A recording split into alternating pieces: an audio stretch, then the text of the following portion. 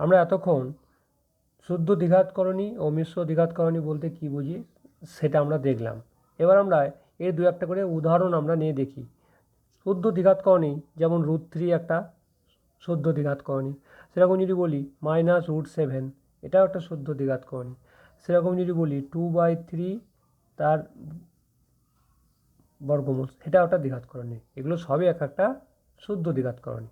সেরকম মিশ্র দ্বিঘাতকরণী যদি আমরা নিই, তাহলে আমরা যদি বলি যে 5 + √7 এটা একটা মিশ্র দ্বিঘাতকরণী। সেরকম যদি বলি যে √7 - 3 এটাও একটা আমাদের মিশ্র দ্বিঘাতকরণী। সেরকম 3/7 - √2 এটাও একটা মিশ্র দ্বিঘাতকরণী। তাহলে অর্থাৎ মিশ্র দ্বিঘাতকরণীতে আমাদের একটা শুদ্ধ দ্বিঘাতকরণী থাকে এবং আর একটি আমাদের মূলদ সংখ্যা থাকে। একটা মূলদ সংখ্যা আর একটা শুদ্ধ দ্বিঘাতকরণী সেই যোগফল বা বিয়োগফল আকারে থাকতে পারে। ঠিক আছে, এবার আমরা এ প্রসঙ্গে আর একটা আমরা কথায় আসি যে যেমন ধরো আমরা বর্গমূল শিখেছি, আগেই পড়লাম। বর্গমূলকে আমরা এই চিহ্ন দ্বারা প্রকাশ করি, কিন্তু বর্গমূলকে আমরা এইখানে 2 দিয়ে প্রকাশ করি না। √2 এখানে 2 আমরা এইভাবে প্রকাশ করি না। কিন্তু আমরা যদি ঘনমূল কথাটা বলতাম, ঘনমূলকে আমরা কিন্তু কিউব রুট অফ এটাকে আমরা এইভাবে প্রকাশ করি। সেরকম চতুর্থ মূলকেও কিন্তু আমরা √4 আমরা এইভাবে প্রকাশ করি। ঠিক আছে, কিন্তু বর্গমূলের ক্ষেত্রে এখানে 2 দেওয়ার কোনো প্রয়োজন হয় না। এখানে এটা বোঝাতেই বর্গমূল চিহ্ন বোঝাতে আমরা বর্গমূলটাকেই বলে থাকি। এবার আমরা যেমন আমরা বলি যে √3, √7, cube root of 10, fourth root of 15, fifth root of 26। দেখো এগুলো কিন্তু কোনোটাই মূলদ সংখ্যা নয়। এটা কি সংখ্যা? এরা হলো অমূলদ সংখ্যা। তার কারণ কি? কারণ এদের কোনোটারই মান আমরা সম্পূর্ণরূপে এদের কোনোটারই দশমিক মান সম্পূর্ণরূপে নির্ণয় করা যায় না। তাই এরা কী সংখ্যা? এদিকে বলা হয় অমূলদ সংখ্যা। কারণ এদের মানগুলোকে আমরা দুটি সংখ্যা অনুপাত আকারেও লিখতে পারি না এবং এদের দশমিকটাও সুনির্দিষ্ট দশমিক মান সম্পূর্ণভাবে নির্ণয় করতে পারি না। তাই এরা কী সংখ্যা? অমূলদ সংখ্যা। এবার এখানে একটা স্বাভাবিকভাবে একটা প্রশ্ন চলে আসে আমাদের। আমরা অমূলদ সংখ্যাও পড়লাম, আবার দ্বিঘাতকরণীও পড়লাম। তাহলে এখানে আমাদের যে প্রশ্নটা চলে আসে, তাহলে কি সকল দ্বিঘাতকরণী অমূলদ সংখ্যা? যে আমাদের প্রশ্নটা আসে যে সকল দ্বিঘাতকরণী কি অমূলদ সংখ্যা? দেখো আমরা কি জানি যে দ্বিঘাতকরণীর দশমিক মান সম্পূর্ণরূপে নির্ণয় করা যায় না। আমরা জানলাম যে দ্বিঘাতকরণীর দশমিক মান সম্পূর্ণরূপে নির্ণয় করা যায় না। তাই এগুলো কী সংখ্যা? তাই এগুলো অমূলদ সংখ্যা। ঠিক আছে, অর্থাৎ সকল দ্বিঘাতকরণী আমাদের অমূলদ সংখ্যা। তাহলে আমরা এখান থেকে নির্ণয় এলাম যে আমরা সকল দ্বিঘাতকরণীকে অমূলদ সংখ্যা বলি, কিন্তু সকল অমূলদ সংখ্যা কিন্তু দ্বিঘাতকরণী নয়। তার কারণ কি? তার কারণ দেখো, উদাহরণ হিসেবে বলি আমরা, দেখো ধরো পাইকে আমরা পায়ের মান আমরা পাইকে একটা অমূলদ সংখ্যা জানি, তার বর্গমূল এটা কিন্তু একটি অমূলদ সংখ্যা। এটা আমাদের অমূলদ সংখ্যা, কিন্তু দ্বিঘাতকরণী নয়। কারণ দ্বিঘাতকরণী হতে গেলে তাই কি হতে হবে? একটা পূর্ণ সংখ্যা হতে হবে। দেখো আমরা আগেই পড়েছিলাম যে একটা ধনাত্মক মূলদ সংখ্যা হতে হবে, পূর্ণ সংখ্যা নয়। একটা ধনাত্মক মূলদ সংখ্যা হতে হবে যা কোনো মূলদ সংখ্যার বর্গ নয়। তাহলে তখন তার ±√a এটাকে বলবো আমরা দ্বিঘাতকরণী। তো এক্ষেত্রে এখানে পাইটাকে দেখো, যেহেতু পাইটা মূলদ সংখ্যা নয়, তাই এই √পাইটাকেও কিন্তু আমরা কোনো দ্বিঘাতকরণী বলবো না। এটা কিন্তু আমাদের অমূলদ সংখ্যা। অর্থাৎ আমরা এই সিদ্ধান্তে এলাম যে দ্বিঘাতকরণী হলে সে অমূলদ সংখ্যা হবে, কিন্তু অমূলদ সংখ্যা হলে দ্বিঘাতকরণী নাও হতে পারে। ঠিক আছে, সেই ক্ষেত্রে আমার √পাই একটা উদাহরণ, যেটা অমূলদ সংখ্যা কিন্তু দ্বিঘাতকরণী নয়। আমরা এখানে যে সমস্ত দ্বিঘাতকরণী আলোচনা করব, আমরা সমস্ত দ্বিঘাতকরণী নিয়ে আলোচনা করব। তাই আমরা করণী বলতে আমরা এখানে দ্বিঘাতকরণীকে বলবো। অর্থাৎ আমরা যদি করণী বলি, তাহলে আমরা করণী বলতে এখানে দ্বিঘাতকরণী নিয়ে আমরা আলোচনা করব।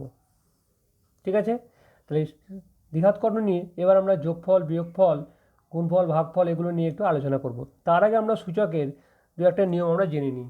যেমন আমরা দেখো, আমরা আমরা যেমন রুট এটাকে আমরা বলি এ টু দি পাওয়ার হাফ, এটা আমরা আগে জেনে এসেছি। এরকমভাবে আমরা রুট এ বি এটাকে লিখি আমরা a b to the power half, অর্থাৎ একে এভাবেও লিখি a to the power half into b to the power half. আবার এটাকে আমরা এভাবেও লিখি root a into root b. ঠিক আছে, যেখানে এ আর বি অঋণাত্মক বাস্তব সংখ্যা, এ আর বিটাকে কী হতে হবে, অঋণাত্মক বাস্তব সংখ্যা। অঋণাত্মক বাস্তব সংখ্যা, আমরা বাস্তব সংখ্যা কিন্তু আগে পড়ে রেখেছি, মূলদ সংখ্যা এবং অমূলদ সংখ্যা মিলে হয় আমাদের বাস্তব সংখ্যা। তো ওগুলো নিয়ে আলোচনা আর যাচ্ছি না, ওগুলো আমরা আগে পড়ে রেখেছি, কেবল সূত্রটা আমরা জেনে রাখলাম। সেরকমভাবে এ বাই বি তার বর্গমূলকে আমরা এ আকারে লিখি a by b to the power half, অর্থাৎ এটাকে লিখতে পারি a to the power half by b to the power half. এটাকে আবার এভাবেও লেখা যায় root a by root b. এখানেও আমার কিন্তু এ অঋণাত্মক বাস্তব সংখ্যা, এটাকে বলবে অঋণাত্মক বাস্তব সংখ্যা, আর বিটা হলো ধনাত্মক বাস্তব সংখ্যা। বিটা হবে তখন ধনাত্মক বাস্তব সংখ্যা হতে হয়। এই জিনিসগুলো আমরা সূচকের নিয়মে আগে সব পড়ে রেখেছি। দেখো, আমরা দুটি করণী নিলাম, রুট 8 এবং রুট 32। দেখো, রুট 8কে আমরা এভাবেও প্রকাশ করতে পারি। দেখো, 8টাকে যদি আমরা উৎপাদকে ভাঙি তাহলে আমরা পাই 2 ইন্টু 2 ইন্টু 2, অর্থাৎ আমরা লিখতে পারি 8টাকে 2 ইন্টু 2 ইন্টু 2, অর্থাৎ দুটো 2 বর্গমূলের বাইরে চলে আসে, দিয়ে একটা 2 পরিণত হয় 2 রুট 2। আবার এই 32টাকে করলেও আমরা জানি 32 সমান 2 গণিত 2, 5টা 2-এর গুণফল, এটা আমরা কিন্তু আগেই করে রেখেছি। এটা বেরিয়ে এলে দুটো 2 বেরিয়ে আসে, তার মানে 2 ইন্টু 2 ইন্টু রুট 2, অর্থাৎ 4 রুট 2। তাহলে এই যে একটা আমরা রুট 8 এ একটা পেলাম কি, শুদ্ধ দ্বিঘাতকরণী, সেটাকে আমরা 2 ইন্টু রুট 2 আকারে লিখতে পারি। আবার রুট 32 এ একটা দ্বিঘাতকরণী, সেটাকে আমরা 4 রুট 2 আকারে লিখতে পাচ্ছি। তাহলে এই দুটো দ্বিঘাতকরণী একটু ভালো করে লক্ষ্য করো, এই দুটো শুদ্ধ দ্বিঘাতকরণী। দেখো, রুট 8 এবং রুট 32-এর একই করণী, এরা একই করণী রুট 2 এর মূলদ গুণিতক। কি এরা রুট 2 এর মূলদ গুণিতক। কেন? দেখো, রুট 2 এর মূলদ গুণিতক কেন? কারণ দেখো, এটা রুট 2-র সঙ্গে 4 গুণ, 4 একটা মূলদ সংখ্যা, আর রুট 2-র সঙ্গে 2 গুণ, তা 2 একটা মূলদ সংখ্যা। তাহলে এটা কি রুট 2 এর মূলদ গুণিতক দুটোই। তার মানে অর্থাৎ এখানে আমরা দেখতে পাচ্ছি যে এরা যে 2 বা ততোধিক শুদ্ধ দ্বিঘাতকরণী যদি একই করণীর মূলত গুণিতক হয়, একই করণী বলতে যেমন এখানে রুট 2 দুটোই তো একই করণী, তাদের মূলত গুণিতক। তাহলে 2 বা তার বেশি দ্বিঘাতকরণী যদি একই করণীর মূলত গুণিতক হয়, তখন সেই করণীগুলোকে আমরা বলবো কি, শুদ্ধ করণীগুলোকে বলবো সদৃশ্যকরণী। সদৃশ্যকরণী, তাহলে অর্থাৎ সদৃশ্যকরণীর সংজ্ঞা হিসেবে আমরা কি পাচ্ছি, যে 2 বা ততোধিক শুদ্ধ দ্বিঘাতকরণী যদি একই করণীর মূলদ গুণিতক হয়, তবে ওই সকল শুদ্ধ করণীকে সদৃশ্যকরণী বলা হবে। সেই ক্ষেত্রে রুট 8 এবং রুট 32 হলো আমাদের সদৃশ্য দ্বিঘাতকরণী। এরকম হিসাবে যদি আমরা এটাও বলতে পারি, যদি আমরা বলতাম যে রুট 12 আর যদি বলতাম রুট 48 যদি নিতাম, তাহলে রুট 12কে আমরা তখন লিখতে পারি 12 সমান 2 ইন্টু 2 ইন্টু 3, অর্থাৎ 2 রুট 3, আর 48কে লিখতে পারি 16 ইন্টু 3, একবারে করে দিচ্ছি, তাহলে 4 রুট 3। দেখো, এই রুট 12কে আমরা লিখতে পারি 2 রুট 3, তার মানে রুট 3 মূলত গুণিতক। আবার রুট 48কে দেখো আমরা বলতে পারি যে 4 রুট 3, অর্থাৎ রুট 48কে লিখতে পারলাম 4 রুট 3, অর্থাৎ রুট 3 মূলত গুণিতক। তাহলে রুট 12 সমানও আমরা লিখতে পারি 2 রুট 3, রুট 48 সমান লিখতে পারি 4 রুট 3। দুটোই দেখো রুট 3 মূলত গুণিতক, অর্থাৎ রুট 12 এবং রুট 48 এটা হলো আমাদের সদৃশ্যকরণী। কিন্তু যদি আমরা সংখ্যা দুটোকে এটা নিতাম যে রুট 12 আর রুট 28, দেখো আমরা রুট 12কে লিখতে পারি 2 রুট 3 আকারে, আর রুট 28কে লিখতে পারি আমরা, দেখো 28 সমান আমরা লিখতে পারি, 28কে ভাঙলে 14, 2 দিয়ে 7, মানে 2 রুট 7। দেখো, এই দুটি শুদ্ধকরণী হলো, এরা কিন্তু তারা, এটা রুট 3 মূলত গুণিতক, এটা রুট 7-এর মূলত গুণিতক, অর্থাৎ রুট 12টি রুট 3 মূলত গুণিতক, আর রুট 28 হলো রুট 7-এর মূলত গুণিতক। অর্থাৎ এদের কিন্তু যে শুদ্ধ করণীর কিন্তু একই করণীরা গুণিতক নয়, তখন এই ধরনের যে করণী তাকে বলা হয় কি অসদৃশ্য করণী। কী করণী বলা হয়? অসদৃশ্য করণী। অসদৃশ্য করণী, তাহলে অর্থাৎ অসদৃশ্য করণীর সংজ্ঞা কী হবে? যে সকল শুদ্ধ করণীর যে শুদ্ধ দ্বিঘাত করণী সদৃশ্য নয়, অর্থাৎ সদৃশ্য না হলেই সেটা হয়ে যাবে অসদৃশ্য। আর সদৃশ্য কখন হবে? সদৃশ্য হবে যদি একই করণীয় মূলত গুণিতক হয় তাহলে সদৃশ্য করণী, আর তা না হলে অসদৃশ্য করণী। তাহলে অর্থাৎ আমরা সদৃশ্য করণী এবং অসদৃশ্য করণী আমরা খুব সহজেই বুঝতে পারলাম। এখান থেকে আমাদের একটা খুব গুরুত্বপূর্ণ একটা মন্তব্য আমরা করতে পারি যে ধরো এম এবং এন দুটি পরস্পর মৌলিক সংখ্যা। কীরকম সংখ্যা এরা? পরস্পর মৌলিক। পরস্পর মৌলিক বলতে আমরা কি বুঝি? পরস্পর মৌলিক বলতে বুঝি এদের গসাগু হলো 1, ঠিক আছে? এবং এম আর এন দুটো যদি পূর্ণবর্গ না হয়, পূর্ণবর্গ নয়, যেমন 4 একটি পূর্ণবর্গ কিন্তু 5 পূর্ণবর্গ নয়, তাহলে এম আর এন দুটোই কিন্তু পূর্ণবর্গ নয়। তাহলে কি কেমন হতে হবে? পরস্পর মৌলিক সংখ্যা হতে হবে এবং পূর্ণবর্গ হওয়া চলবে না। তাহলে বলছি আমরা রুট এম এবং রুট এন এই দুটো তো দ্বিঘাত করণী তৈরি হলো, এই দ্বিঘাত করণী দুটো সবসময় হবে কেমন? অসদৃশ্য।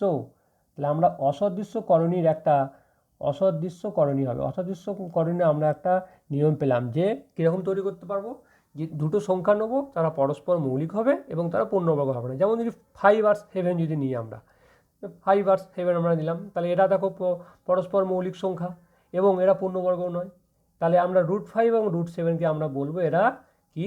অসদৃশ্য করণী, ঠিক আছে? তাহলে এই যে দুটি অসদৃশ্য করণী যখন আমরা পাচ্ছি, সদৃশ্য করণী যেমন আমরা পেলাম এখানে সদৃশ্য করণী যেমন 2√3 4√3, এই দুটোর মধ্যে নিশ্চয়ই আমরা কোনটা বড় কোনটা ছোট আমরা খুব সহজে বুঝতে পারি। এখান থেকে আমরা বুঝতেই পারছি 4√3টা 2√3 থেকে বড়, এখানে খুব সহজে বোঝা যায়। কিন্তু অসদৃশ্য করণীর ক্ষেত্রেও কি আমরা বুঝতে পারি? হ্যাঁ, অসদৃশ্য করণীর ক্ষেত্রে যেমন আমরা যদি বলি এটার ক্ষেত্রে যদি ধরি √5 আর √7 এই দুটো করণীর মধ্যে দুটো অসদৃশ্য করণী, কে বড়? তখন আমরা অসদৃশ্য করণীর আমরা বর্গ করে নিই। √5 বর্গ করলাম, √7 বর্গ করলাম, তাহলে এরা 5 পাচ্ছি, এটা 7 পাচ্ছি। আমরা খুব সহজেই বুঝতে পারছি যে 7টা বড়, অর্থাৎ √7টা নিশ্চয়ই বড়।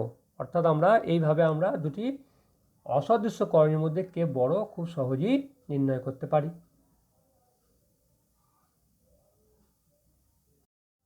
দেখো এবার আমরা করণীর যোগ ও বিয়োগ করব। যোগ বিয়োগ বলতে দেখো আমরা দুটি সদৃশ্য করণী যদি নিই, অর্থাৎ সদৃশ্য বলতে যদি বলি 3√2 আর 5√2, দুটো কীরকম করণী? দুটি করণী আমার সদৃশ্য করণী। তাহলে সদৃশ্য করণীর মধ্যে যোগ যখন করব, দেখো আমরা কী করে যোগ করব? আমরা 3√2 5√2 আমরা এইভাবে ভাববো যে √2 3টি আছে এবং √5 5টা আছে, অর্থাৎ আমরা সদৃশ্য করণী যোগ বলতে আমরা এই মূলত অংশগুলি যোগ করব, যেহেতু সদৃশ্য করণী, অর্থাৎ 3 আর 5 8, তাহলে 8√2 যোগ হয়ে গেল। সেরকমভাবে যদি বিয়োগ করতাম যে 5√2 মাইনাস 3√2 যদি বিয়োগ করতাম, সে একই জিনিস 5√2, 5টা থেকে 3টে বাদ যাচ্ছে, তাহলে 2√2। আবার যদি এরকম থাকতো 3√2 মাইনাস 5√2 থাকতো, তাহলে -2√2 হতো। তাহলে দুটি সদৃশ্য করণীর মধ্যে যোগ খুব সহজেই আমরা করতে পারি। কিন্তু যদি দুটি অসদৃশ্য করণী হতো, অর্থাৎ 3√2 আর 5√3, দেখো এটা আর এটা কিন্তু দুটি অসদৃশ্য করণী, এদের যোগফল বলতে আমাদের এইটাকেই বোঝায়, এর কোনো নির্দিষ্ট করে যোগ আমরা করতে পারি না, এবং বিয়োগফল বলতে এটাই বোঝায়। অর্থাৎ আমরা যদি বলি যে √3 ও √5 যোগফল, এর যোগফল বলতে কিন্তু আমরা বলবো √3 প্লাস √5। আর যদি যোগফলের পরিবর্তে যদি বিয়োগফল বলতাম, বিয়োগফল বলি, তাহলে পাবো √3 মাইনাস √5। অর্থাৎ সদৃশ্য করণীর যোগ আমরা এইভাবে করতে পারি এবং অসদৃশ্য করণীর যোগ বিয়োগ আকারে আমরা তাকে লিখে রাখতে হয়, ঠিক আছে?